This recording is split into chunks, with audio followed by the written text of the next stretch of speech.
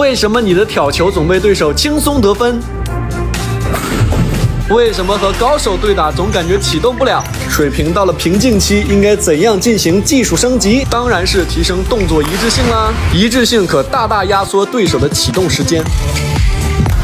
而网前技术的一致性是最简单的。我们知道羽毛球落点大部分都是在发球线后面的，此位置无法进行高质量抢搓，所以前场推挑与挡圆网的一致性是网前技术升级的开始。挡圆网与推挑结合，可大大缓解防守压力，运用得当也能造成很强杀伤。一个视频学会正反手挡网与推挑一致性 ，Let's go！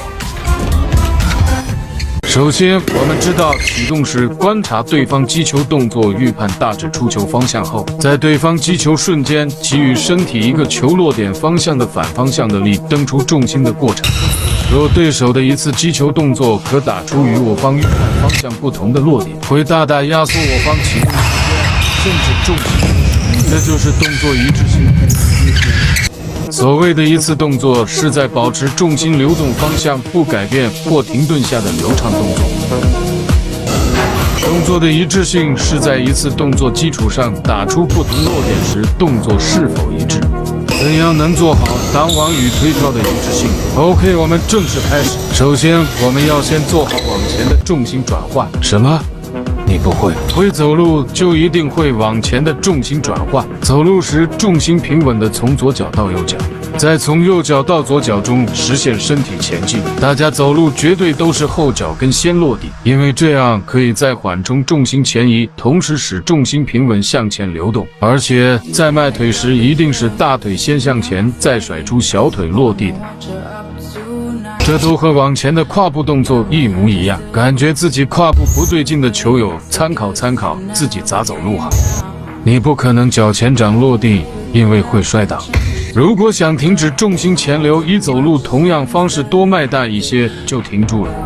所以跨步其实我们大家都会做的，多对照一下自己走路姿势哦。往前的每一次击球点都是一个折返点，击球前通过跨步重心从后向前移动，带动球拍从后向前击球。击球后通过跨步的右腿发力与左脚回拉，将重心收回。怎样跨步能做到重心从后向前呢？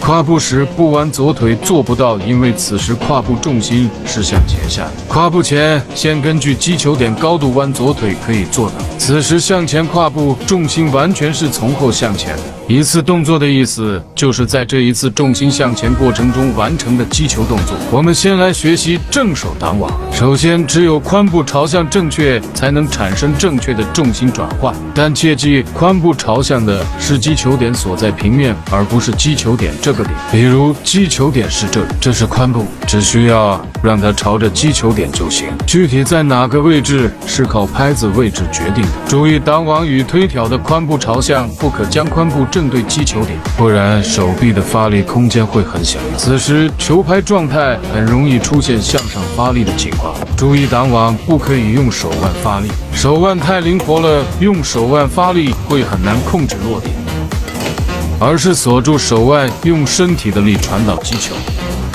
而此状态并不容易锁住手腕，只有将手腕微微立起才行。那么髋部的具体位置就是根据球拍位置决定。简单来说，就是把击球点放身体侧面一些，此时脚尖、膝盖和胳膊肘在一条线，从而保证重心从后向前传导顺畅。拍面因为微立手腕自己在身体侧面，跟随身体一起从后到前击球，此时手臂拥有足够的发力空间，这便是可打出推跳球的基础。注意不可用胸部发力前压，而是用髋部向前送，带动身体整体向前。向前跨步时，一定要先弯左腿后保持左腿的稳定，才能实现重心和髋部的平稳向前。整个过程手腕不要主动发力，重心转换的力量传到手腕，再由手腕调整角度与控制力量大小击球。单网是手腕与拍面一起前移击球，二者是同步的。推挑是身体带着球拍贴近球前一瞬间，拍面停住，手腕随着重心继续向前。此时身体力量完全传入手腕，再由手腕发出。注意整个过程，手腕始终与身体同步前移，没有出现后拉。手指手腕发力时候，两指后握，同时食指跟发力前顶。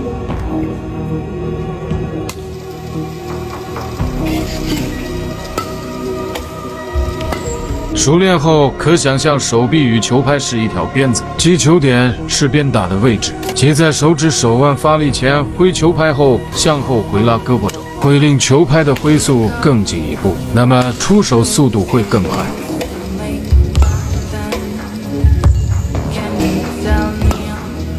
反手就是正手反过来搂，拍面因手腕立起在身体左侧，胳膊肘与膝盖一条线，保证重心转换力传导的流畅。一样的，跨步时不弯左腿打不了球，因为重心流动方向与击球方向不一样。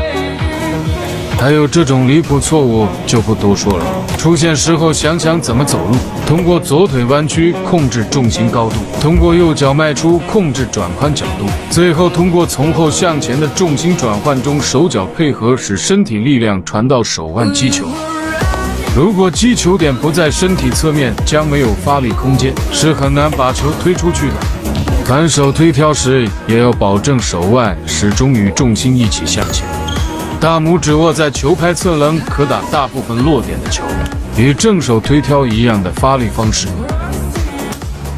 单网是手腕始终与拍头同步向前移动，推挑是手腕先与拍头同步向前，即将击球时拍头停一下，手腕与重心先前移后，再释放手腕发出力量击球。同样熟练后，可在此基础上回拉胳膊肘，增加拍头前甩的力量。练习时可以找搭档相互扔球，也可以和杨一样使用爱迪宝 A260发球机辅助训练。好了，宝子们，我们下期见了。有收获的球友给我推荐。